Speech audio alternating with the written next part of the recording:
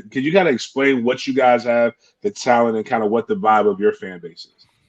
Yeah, it's a great question, right? So you look at Florida State's wide receiver room, obviously, filled with talents, filled with transfers, as you mentioned, Wilson and then Pittman coming over from Oregon. And they're going to be going up against a secondary that is full of transfers as well. I mean, it's all transfers in the LSU secondary outside of just a few, right? So, I mean, this wide receiver DB matchup is just going to be full of players that, you've that are brand new, right? Which is, pretty incredible. I like some of Florida State's young players. I mean, I know LSU was in it for Azariah Thomas for a little bit. I mean, he's special. I think he's really, really good. And LSU's got a lot of young true freshmen as well, right? So, yeah, I mean, LSU's recruiting class was really good, all things considered. Harold Perkins is just a really special football player. He makes his debut. He's a linebacker. And then LSU starts a true freshman left tackle and Will Campbell, who is a top 50 recruit as well. So it's going to be interesting.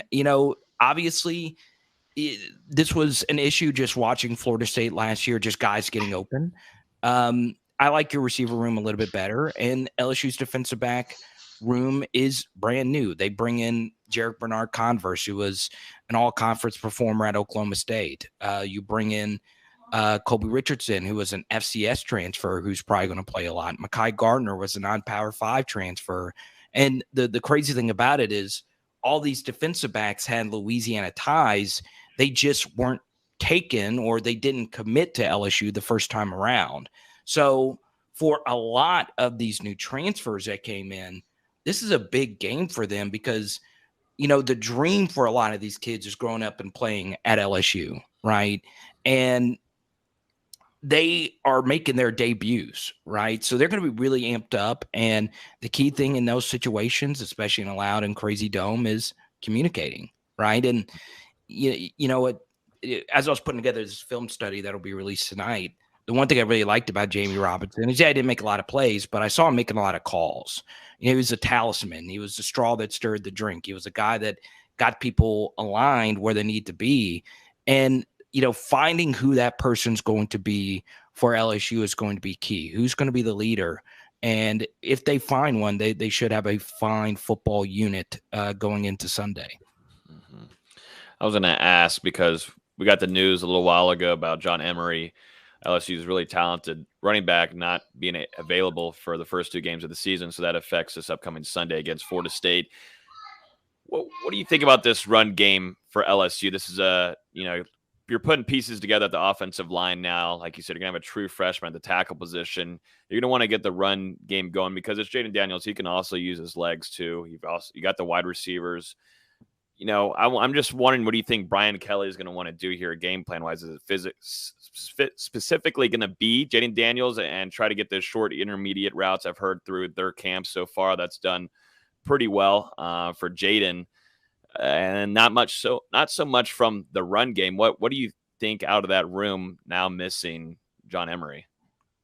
Yeah, it's a great question, Logan. I think for me, Will Campbell at left tackle will be okay, right? Versus a very good, defensive end, very technically sound. But the big thing is the center position, right? They're starting Garrett Dellinger, who is a year 2 player, and all 5 LSU offensive line, all 5 of them played offensive tackle in high school. So Dellinger's playing a new position, and Cooper and those guys are really good interior linemen for Florida State. So it's going to be tough to just move the middle of that defensive line. And even Brian Kelly referenced that in his press conference this week. So I expect to see a lot of misdirection. I expect to see a lot of zone read. I know it was Duquesne, but they had success getting into the edges, right? Attacking the speed of Florida State going left to right.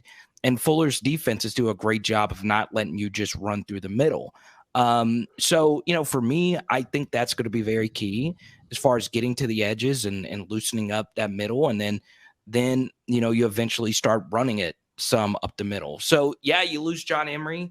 He was probably the most special running back with the football in his hands.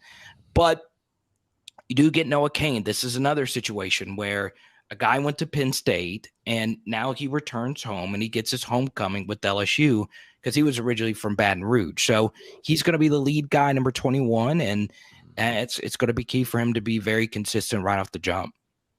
Carter, I'm going to put you on the spot real quick with two of the most important questions. Actually, an important question, and then I'm going to let you sell your Tigers for a moment.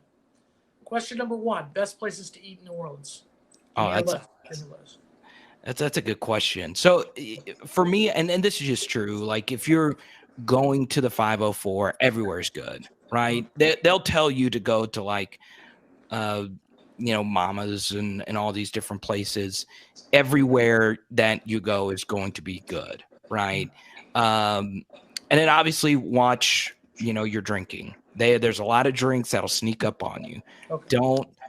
Don't let those catch up to you because the Superdome can be very hellacious if you're hammered. It can be disorienting. It gets very, very loud in there, especially, all the electricity going into this matchup. So that would be my biggest recommendation. Shrimp po' boy is my favorite. That's my go-to just pretty much anywhere, but be careful with what you consume. Don't just think, oh my goodness, this hand grenade is living up to the hype. I'll have 3 more. No, you don't want to do that. Logan, he's talking to you, Logan. Yeah. We're going to try not to do that. I won't be doing that. If I go by James's tailgate, that might just be enough for me. The moonshine might be enough for me. No, James, you're throwing a tailgate? Yeah. Okay. Correct me. Poydra. Anyways, yeah. So under the overpass, man, you're more than what. Last time this happened, we lost, so I shouldn't do this because I had Mike McDaniel come, Mark, when we played Virginia Tech. But man, you're more than welcome, man. Come meet me. We'll have a beverage, an adult beverage together. And cigars. Yeah. We have cigars and we'll have food. So it's all kinds of stuff, man. Cool. I'm glad Florida State fans are going and making this a trip. Yeah, I mean, the Superdome's iconic, right? Like, yeah, New Orleans is great. I'm guessing most Florida State fans that are going early, you're going to get to do like some New Orleans kinds of things. But make sure I cannot say it enough. Don't go into the Superdome drunk. Make sure you take it in. You're going to feel something different when you walk in there, knowing what, Mark was mentioning a minute ago, Ali, Jordan, these are Burrow, if you will, if I can. These guys had some of the biggest moments of their athletic careers in this building. So it's definitely a lot of fun. But, to answer your question, anywhere in New Orleans is going to be great.